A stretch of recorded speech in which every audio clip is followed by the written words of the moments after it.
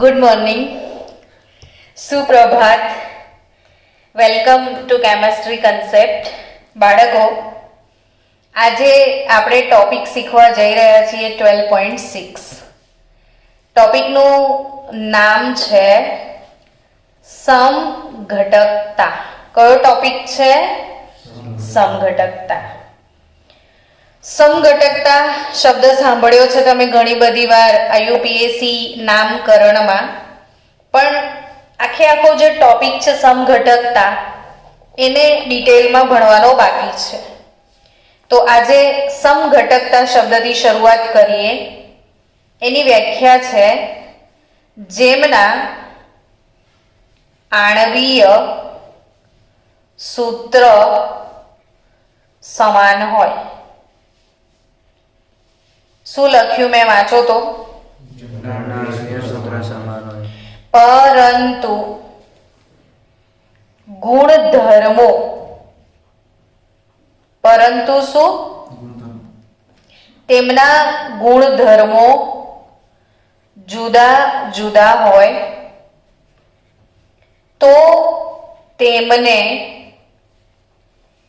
એકબીજાના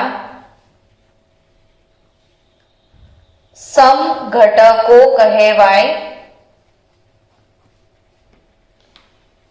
આ ફરીથી ચાલુ કર્યો ને તો તેમને એકબીજાના શું કહેવાય? સમઘટકો. અને આ ઘટનાને શું કહેવાય? સમઘટકતા. એટલે સમઘટકતાની મૂળ વ્યાખ્યા પછી ઢગલો વ્યાખ્યાઓ આગળ ધીરે ધીરે આવવાની છે, બટ એ વ્યાખ્યાઓ એ સમઘટકતાના પ્રકાર પ્રમાણે હશે. આપણે આ મૂળ વ્યાખ્યા કોની શીખ્યા અત્યારે? સમઘટકતાની. તો સમઘટકતા કોને કહેવાય? ચલો રિપીટ મારો. જેમના આણ્વીય સૂત્ર સમાન હોય. શું સમાન હોય? રિપીટ મારો. શું સમાન હોય? શું સમાન હોય? પરંતુ શું જુદા જુદા હોય? બોલો. ગુણધર્મો જુદા જુદા હોય તો તેમને એકબીજાના શું કહેવાય? સમઘટકો. અને આ જે ઘટના છે એને શું કહેવાય? સમઘટકતા. હવે એ જે સમઘટકતા છે ને એના મૂળ બે પ્રકાર છે. એક સમઘટકતા આવે બંધારણીય સમઘટકતા. કઈ આવે? બંધારણીય સમઘટકતા. અને બીજી આવશે અવકાશીય સમઘટકતા. મૂળ બે પ્રકાર કયા છે સમઘટકતાના? બંધારણીય સમઘટકતા અને બીજી કઈ આવશે? અવકાશીય સમઘટકતા.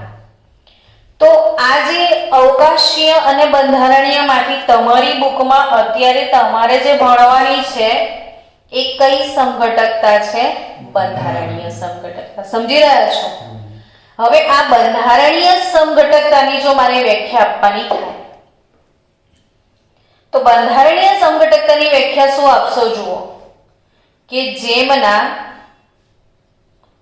અણુ સૂત્રો સમાન હોય. જેમના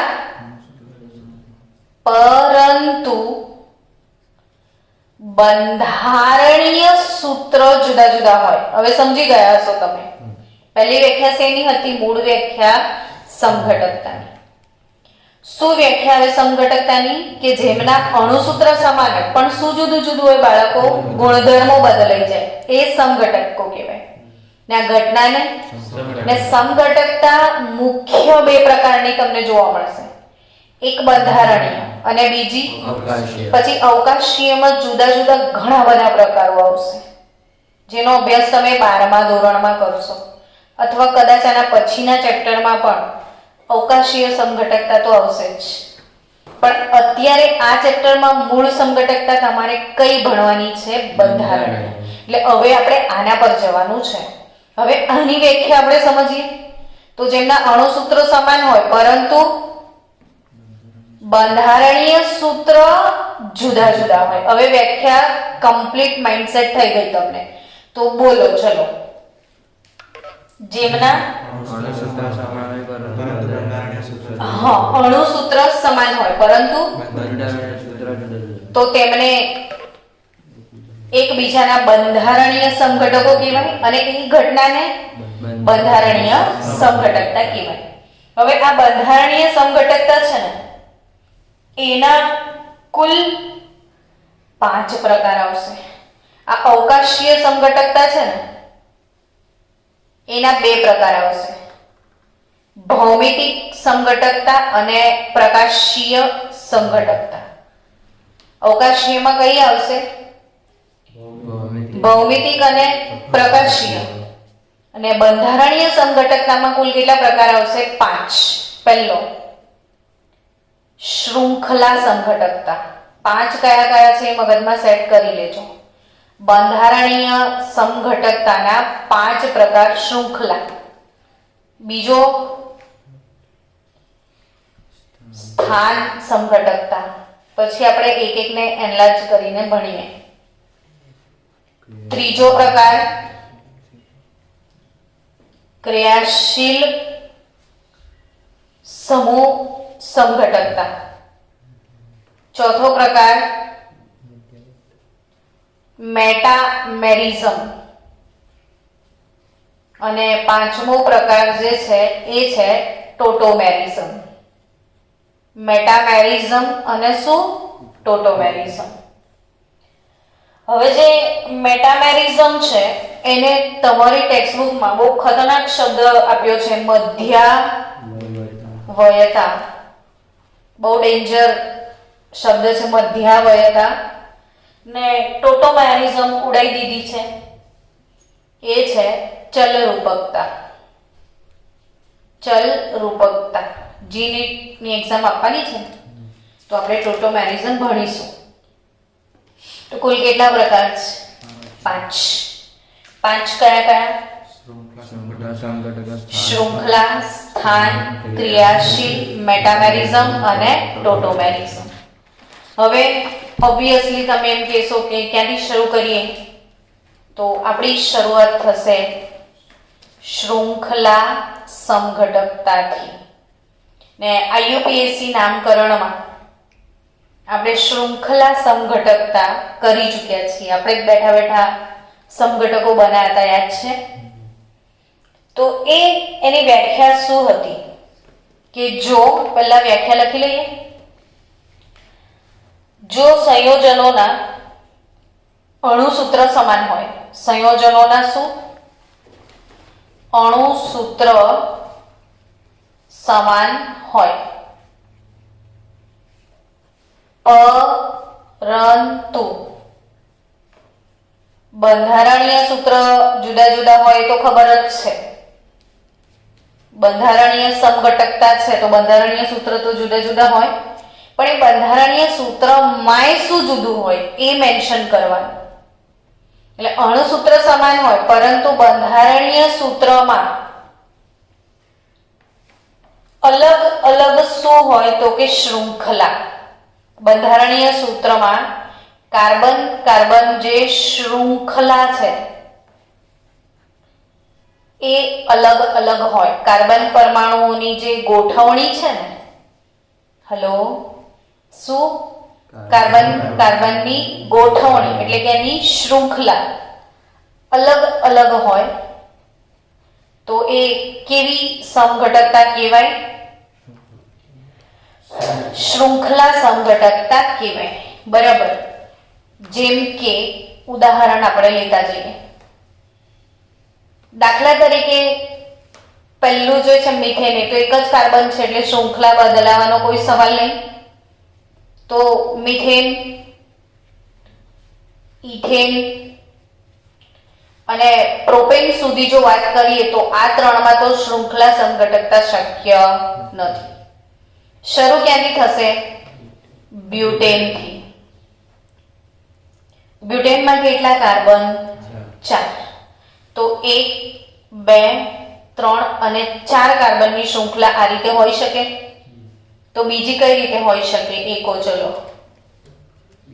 તો કે હા, એક નીચે પણ તમે મૂકી શકો છો, આવી રીતે પણ હોઈ શકે. સમજી ગયા ને?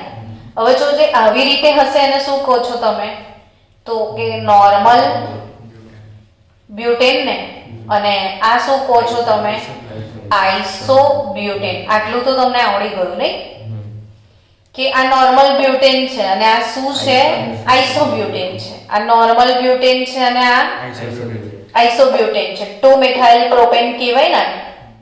તો આ બંનેમાં તમે જોયું કે અણુસૂત્ર તો C4 કેટલા થશે? Hydrogen CH3 CH2 CH2 CH3 ગણી નાખો ચલો. તો કે 3 ને 3 6 ને 4 10 થશે.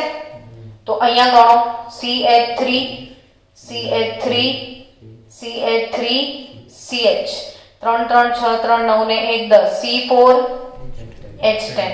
તો શું શીખ્યા કે C4H10 C4H10 બંનેના અણુસૂત્ર સમાન છે, પરંતુ બંધારણીય સૂત્રની અંદર કાર્બનની શૃંખલા અલગ અલગ છે. કાર્બન કાર્બન ગોઠવણી જુદી જુદી છે.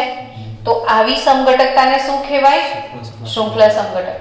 એટલે તમે એવું કહી શકો બાળકો કે નોર્મલ બ્યુટેન અને આઇસોબ્યુટેન. કોણ? નોર્મલ બ્યુટેન અને આઇસોબ્યુટેન બંને એકબીજાના શૃંખલા સમઘટકો કહેવાય. કેવા કહેવાય? કે ટાઈપ તો ઘણી બધી છે, પણ એમાંના કયા એ ખબર પડવી જોઈશે. તો એ શૃંખલા સમઘટકો થયા. ચલો આપણે બીજી વાત કરીએ. આના આપણે આઈ થિંક હેક્ઝેન સુધી સમઘટકો આગળના એક વિડીયોમાં દોરેલા જ છે, એટલે હવે તમને આવડતા હશે, જે હું હોમવર્કમાં આપીશ. બ્યુટેન પછી કોની વાત કરી લઈએ આપણે? પેન્ટેનની. તો પેન્ટેનમાં 1 2 3 4 અને 5 કાર્બન આ રીતે ગોઠવાય. અને આપણે શું કહેતા હતા? નોર્મલ પેન્ટેન કહેતા હતા. પણ 1 2 3 4 અને 1 આ રીતે ગોઠવેલો આને શું કહેતા હતા? Iso pentane. અને ત્રીજો સમઘટક 3 + 2 આ રીતે બનાવ્યો હતો, એને શું કહેતા હતા? Neo pentane.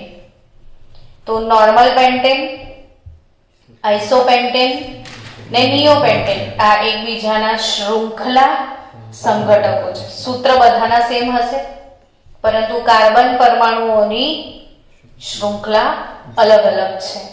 તો શું શીખ્યા કે ભાઈ બ્યુટેનને 2 શૃંખલા સમઘટકો છે, તો પેન્ટેનને વળી 3. તો આગળનું આખું લિસ્ટ તમે જાણો છો, આપણે લખી પણ દઈએ. શું જાણો છો બોલો? તો બ્યુટેનના 2, પેન્ટેનના 3. આપણે હેક્ઝેન અને હેપ્ટેનના બનાવ્યા હતા. હેક્ઝેનના 5, હેપ્ટેનના 9, ઓક્ટેનના 9 દુ 18. ઓક્ટેન પછી કોણ આવે? નોનેનના 18 દુ 36 માંથી 1 ઉડાઈ દો. અને છેલ્લે આવે ડેકેન. તો 75 શૃંખલા સમઘટકો એને છે. તો આ કયા સમઘટકોનું લિસ્ટ છે? શૃંખલા સમઘટકોનું લિસ્ટ છે. સમજી ગયા? લખી નાખો.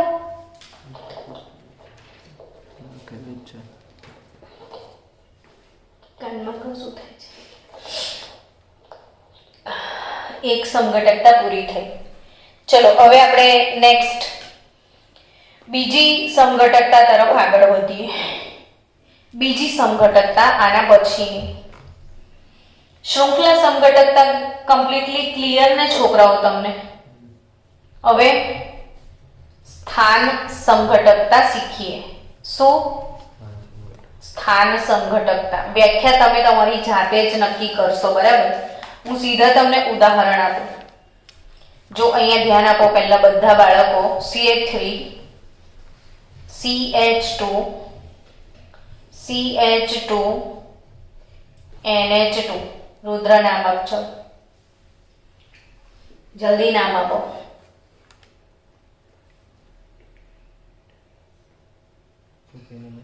પ્રોપેન પણ 1 એમાઇન છે ને, આ NH2 એટલે એમાઇન થાય, 3 કાર્બન એટલે પ્રોપેન થાય. તો શું છે આ પ્રોપેન 1 એમાઇન, પ્રોપેને માઇન. આવું થયું. આ જ હવે દેખો CH3CH3 અહીંયા હું NH2 મૂકું છું તો આ શું થયું? Propane 2 amine. શું નોટિસ કર્યું તમે બોલો? તમારી જાતે તમે જે અનુભવ્યું છે એ મને કહો. પ્રોપેન 1 એમાઇન છે આમાં પ્રોપેન 2 એમાઇન. તો આમાં જે ક્રિયાશીલ સમૂહ છે ને એનું સ્થાન પહેલા કાર્બન પર છે ને આમાં ક્રિયાશીલ સમૂહનું સ્થાન બીજા કાર્બન પર. તો શું બદલાયું? કોનું? ક્રિયાશીલ સમૂહનું. ધારો કે હું આવી રીતે લખું CH3 CH2 CH2OH. ચલો હવે નામ બોલો. પ્રોપેન શું? Propane 1 all. પણ આવું હોય CH3 CH CH3OH તો શું કહેશો? Propane 2 all. Propane 2 all. બરાબર. એ જ રીતે જો 4 કાર્બન છે આનું નામ બોલો. બ્યુટીન. પણ બ્યુટીનમાં બી બ્યુટ 1 ઇન છે ને, આવી રીતે હોય તો બ્યુટ 2 ઇન. સમજી ગયા હવે? તો વ્યાખ્યા લખીએ આપણે મળીને. શું વ્યાખ્યા લખાશે? કે જેમના અણુસૂત્ર સમાન. એ તો બધામાં છાપી જ મારવાનું હવે. પરંતુ બંધારણીય સૂત્રમાં ક્રિયાશીલ સમૂહના સ્થાન જુદા જુદા હોય. તમે કેમેસ્ટ્રી એકવાર ધ્યાનથી ભણો ને પછી બહુ વાંચવાની જરૂર નહીં. આ વ્યાખ્યા તો બેઠા બેઠા માણસ ના બનાવી દે, ગોખવું ના પડે ને વર્ડ ટુ વર્ડ. તો જેમના અણુસૂત્રો સમાન હોય પરંતુ બંધારણીય સૂત્રમાં શું જુદું જુદું હોય? ક્રિયાશીલ સમૂહના સ્થાન બદલાય તો એને શું કહેવાય? સ્થાન સમઘટકતા કહેવાય. તો હવે એના પછી ત્રીજા પ્રકાર તરફ આગળ જઈએ આપણે કે ત્રીજો પ્રકાર કયો? ક્રિયાશીલ સમૂહ સમઘટકતા. ત્રીજો પ્રકાર કયો લેવાનો છે? ક્રિયાશીલ સમૂહ સમઘટકતા. શું ત્રીજો પ્રકાર બોલો તો? શું લાગે તમને? તમારી જાતે વિચારીને કહો. આપણે દરેકમાં શીખ્યું, આપણે આ રીતે જ તો નામકરણ શીખેલું. હા ચલ બોલ વ્યાખ્યા હું લખું. જેમના અણુસૂત્ર સમાન હોય પરંતુ બંધારણીય સૂત્રમાં ક્રિયાશીલ સમૂહ જુદા જુદા હોય તે. જેમના અણુસૂત્ર સમાન હોય પરંતુ બંધારણીય સૂત્રમાં ક્રિયાશીલ સમૂહ જુદા જુદા. Very good. પરંતુ તમે ક્યારના મને આ જો વ્યાખ્યા લખાવતા હતા. પરંતુ બંધારણીય સૂત્રમાં ક્રિયાશીલ સમૂહ જુદા જુદા હોય. સમજી ગયા? ચલો મને હમણાં સુધી જે IUPAC નામકરણ ભણાયેલું ને તમને, એટલે તમને અનુભવ બી થઈ ગયો, પ્રેક્ટિસ થઈ ગઈ ને આપણી. તો મને લિસ્ટ આપો કે કોનો ફ્રેન્ડ કોણ હતો.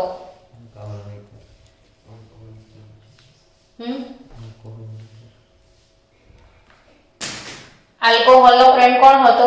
ઈથર. આ પેન તો ચાલેલી જ નથી. આલ્કોહોલ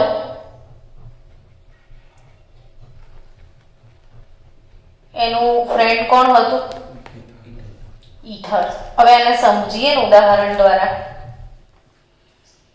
તો આલ્કોહોલ જે છે ને એનું સામાન્ય સૂત્ર CnH2n+2O હતું.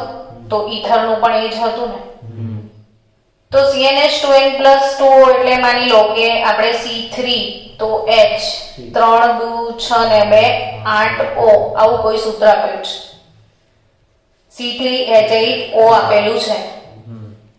તો આમાં શું હોઈ શકે? એક ઓક્સિજન વાળો સમૂહ હોઈ શકે.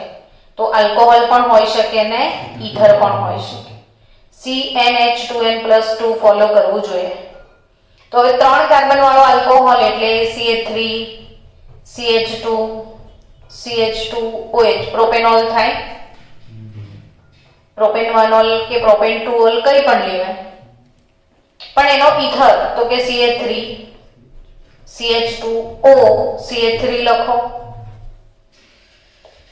1 2 3 C3 3 ને 2 5 ને 2 7 ને 1 8 3 ને 2 5 ને 3 8 થઈ ગયું. પણ આમાં આલ્કોહોલ છે ને આમાં ઈથર છે. તો વ્યાખ્યા જેમના શું સમાન હોય? અણુ સૂત્ર સમાન છે. પરંતુ બંધારણીય સૂત્રમાં એકમાં આલ્કોહોલ છે ને એકમાં ઈથર છે. તો એમને શું કહેવાય? ક્રિયાશીલ સમૂહ સંઘટકો. તો આલ્કોહોલનો ફ્રેન્ડ કોણ? ઈથર. એ રીતે આલ્ડીહાઇડ હોય ને તો આલ્ડીહાઇડનો સમઘટક કોણ બનશે તમારે? કીટોન. પણ આ બંનેનું સામાન્ય સૂત્ર અલગ અલગ છે. CnH2nO હોવો જોઈએ. એટલે અહીંયા ધારો કે C3H6O હોય તો આલ્ડીહાઇડ કીટોન. C3H8O હોય તો આલ્કોહોલ ને ઈથર હોય. સમજી રહ્યા છો? તો હવે 3 કાર્બન વાળો આલ્ડીહાઇડ એટલે CH3 CH2 CHO પ્રોપેનાલ થાય. આ પ્રોપેનોલ હતો. આ શું હતો? પ્રોપેનોલ. અને આને અહીંથી કટ કરવાનો તો મિથોક્સી ઇથેન. પ્રોપેનોલ અને મિથોક્સી ઇથેન એકબીજાના સમઘટકો છે. જ્યારે અહીંયા પ્રોપેનાલ છે. શું નામ થશે આનું? પ્રોપેનાલ. આલ્ડીહાઇડ છે એટલે આલ લાગે. પ્રોપેનલ જોડે CH3CO CH3 કીટોન એટલે એસીટોન અથવા પ્રોપેન2ઓલ. તો પ્રોપેન2ઓલ પણ લખી શકો. સોરી, પ્રોપેનાલ અને પ્રોપેન2ઓન આ બંને એકબીજાના શું છે? ક્રિયાશીલ સમૂહ સંઘટકો. એવી જ રીતે કાર્બોક્સિલિક એસિડનો ભાઈબંધ કોણ હતો? બોલો. કાર્બોક્સિલિક એસિડ તો એની સાથે આપણે લીધો તો એસ્ટર. કાર્બોક્સિલિક એસિડની સાથે કોણ આવે? એસ્ટર. CnH2nO2 આવશે. 2 ઓક્સિજન. એટલે ધારો કે તમને C4H8O2 કે તો એના 2 બંધારણ બને. CH3 CH2 CH2 COOH. કેટલા કાર્બન છે ગણીને નામ આપો જલ્દી જલ્દી. કાર્બોક્સિલિક એસિડ હોય તો કયો પ્રત્યય લાગે? ઓઇક એસિડ. તો આ બ્યુટેનોઇક એસિડ છે. બ્યુટેનોઇક એસિડ સામે 4 કાર્બન વાળો એસ્ટર બનાવી દો. CH3 CH2 CH2 COO CH3 આપણે આને કાઢી નાખવો પડશે એટલે CH3 CH2 COO. તો આપણે એસ્ટરની કેક ઓધી કપ્પાનું શીખેલા. આને કહેવાય મિથાઇલ. શું કહેવાય? મિથાઇલ. 1 2 ને 3 કાર્બન પ્રોપેનો8. મિથાઇલ પ્રોપેનોઇડ. બધા ક્રિયાશીલ સમૂહ વારંવાર જુઓ. Methyl methyl propanoid. તો કાર્બોક્સિલિક એસિડ નો સમઘટક કોણ થશે?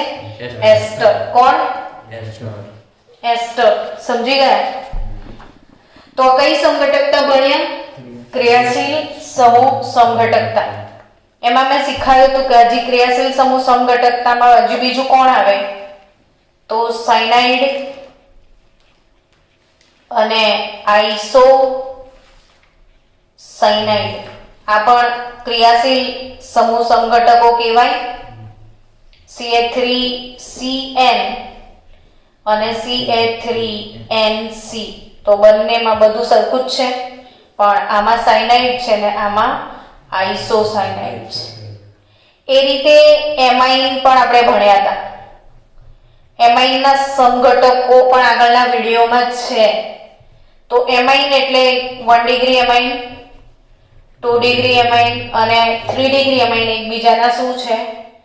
ક્રિયાશીલ સમૂહ સમઘટકો. જેમ કે CH3 CH2 CH2 NH2 આ 1 ડિગ્રી એમાઇન થયો 3 કાર્બનનો. પણ એવું બી બને ને CH3 CH2 NH CH3 આ 2 ડિગ્રી એમાઇન થયો. પણ એવું બી બને ને કે ત્રણેય બાજુ CH3 મૂકી દો તો આ 3 ડિગ્રી એમાઇન થશે. તો 1 ડિગ્રી 2 ડિગ્રી 3 ડિગ્રી એમાઇન ત્રણે ત્રણ એકબીજાના ક્રિયાશીલ સમૂહ સમઘટકો જ છે. તો આપણે કેટલા શીખ્યા? Alcohol ether, aldehyde ketone, carboxylic acid અને એસ્ટર, સાયનાઇડ અને isocyanide, 1 degree 2 degree 3 degree amine. એવી જ રીતે ડબલ બોન્ડ હોય ને ચક્રીય આલ્કેન હોય. શું? ચક્રીય આલ્કેન બ્યુટેન છે, બરાબર? C4H8 થયો બ્યુટેન, સાયક્લોબ્યુટેન. ને અચક્રીય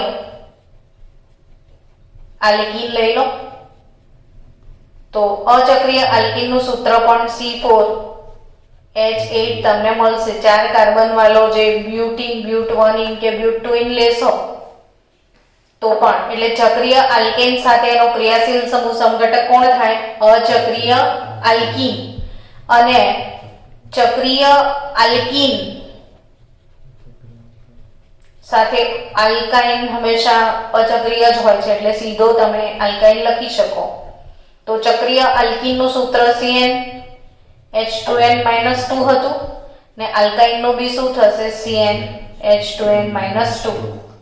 તો આ બધા શું છે? એકબીજાના ક્રિયાશીલ સમૂહ સમઘટકો. ચલો આગળ વધીએ. કેટલા પ્રકાર થઈ ગયા તમારે? 3. હા, હવે ચોથો પ્રકાર. કયો પ્રકાર? ચોથો પ્રકાર છે મધ્યાવયતા. મેં શું શબ્દ આપ્યો હતો તમને? મેટામેરિઝમ. મેટામેરિઝમ ની વ્યાખ્યા આપણે જાતે લખીશું. પહેલા મેટામર્સ બનાવીએ. શું બનાવીએ? મેટામર. તો મેટામર શું છે? મધ્યાવયતા હંમેશા કોનામાં જોવા મળે? તો જે ક્રિયાશીલ સમૂહો, તમે મનમાં રિપીટ કરતા જજો. મેં શું લખ્યું? જે ક્રિયાશીલ સમૂહો વચ્ચે આવતા હોય. શું લખ્યું છે? જે ક્રિયાશીલ સમૂહો વચ્ચે આવતા હોય. જે ક્રિયાશીલ સમૂહો વચ્ચે આવતા હોય એમાં આ મેટામેરિઝમ હોય. તો વચ્ચે આવતા હોય ને એવાના લિસ્ટ બનાવી દઈએ પહેલા તો. એક તો વચ્ચે આવશે એવો શું ખબર? ઈથર વચ્ચે આવે. પછી વચ્ચે આવતો હોય એવો 2 degree amine, 3 degree amine, 2 degree amine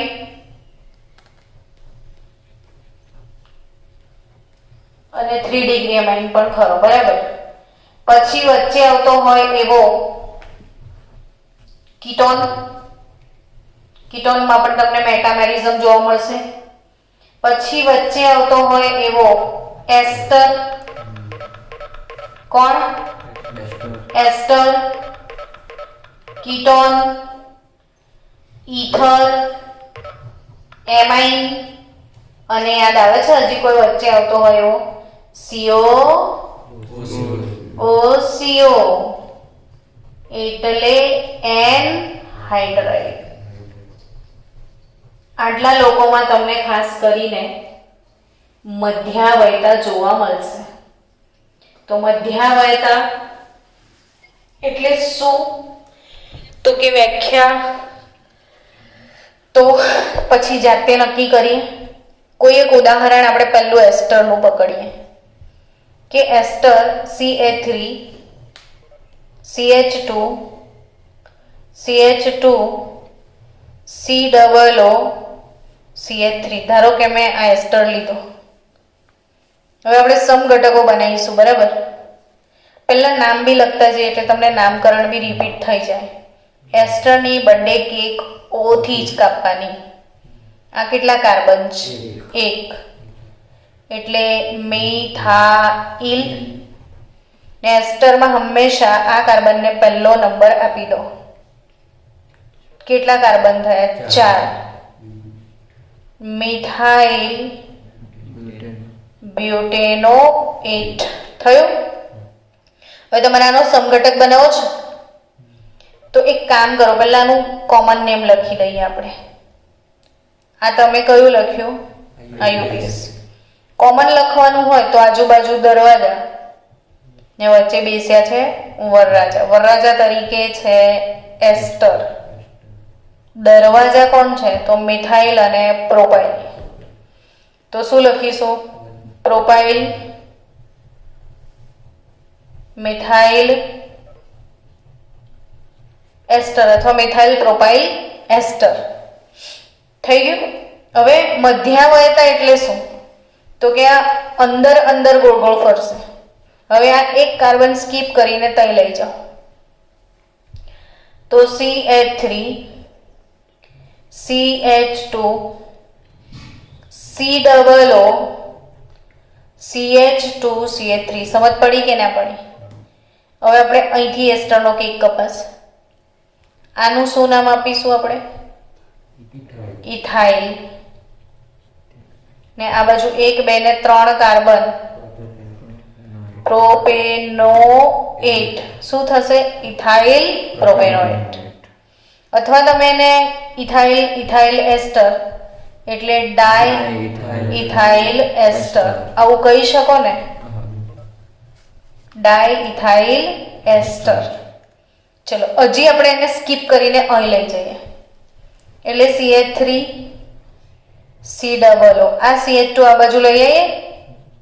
CH2 CH2 CH3 થયો. ચલો હવે નામ બનાવીએ. આટલા ભાગને શું કહીશું? પ્રોપાઇલ. આ બાજુ કેટલા કાર્બન છે? 2. તો પ્રોપાઇલ એસિટેટ અથવા પ્રોપાઇલ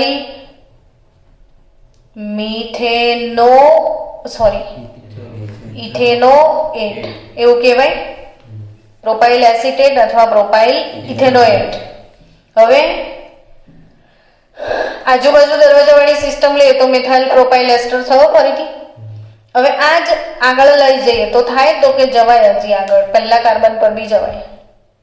HCOO પછી CH2 CH2 CH2 CH3. એસ્ટરનો cake ક્યાંથી કપાય? O થી.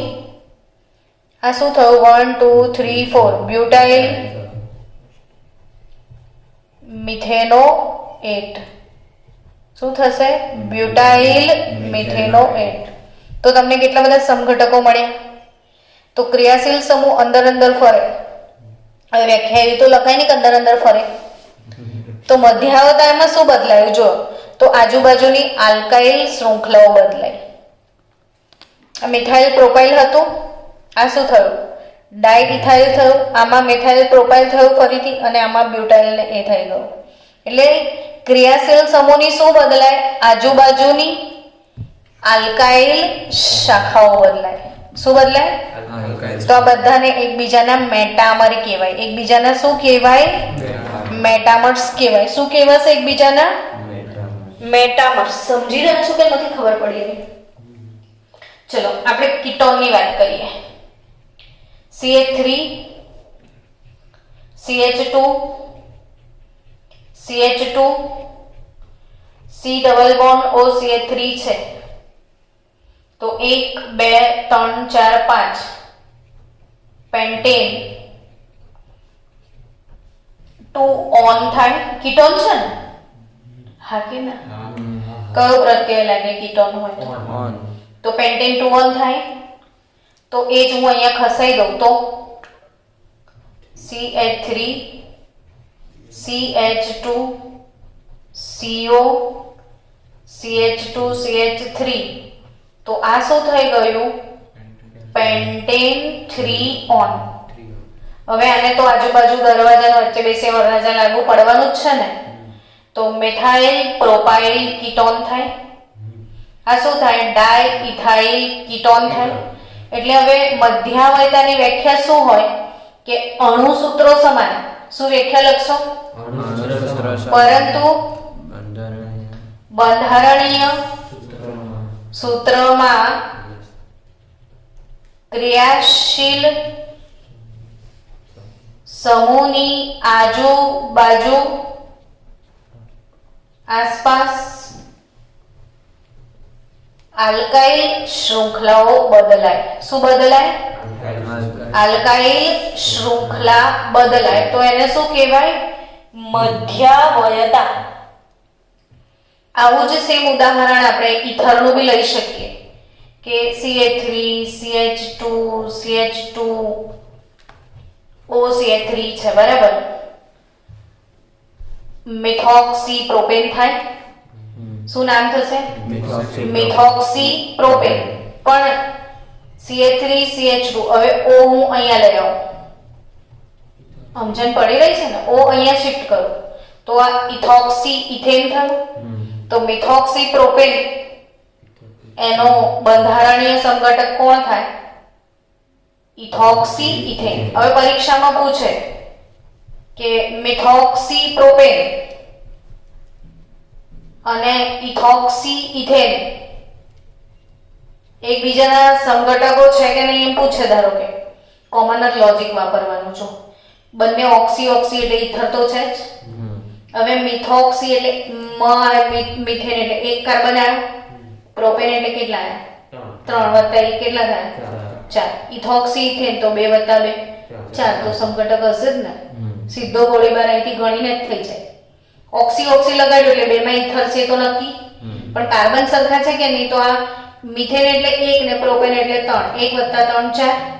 Ethane ethane 2 + 2 4. ડાયરેક્ટ જ ખબર પડી જાય કે આ બંને એકબીજાના સમઘટકો હશે. તો મેટામેરિઝમ કન્સેપ્ટ ક્લિયર. એનહાઇડ્રાઇડમાં બી થશે, એમાઇનમાં પણ થશે. તો એનું તમારે મેટામર બનાવજો. તો હવે નેક્સ્ટ આવે છે ચલરૂપકતા, ટોટોમેરિઝમ.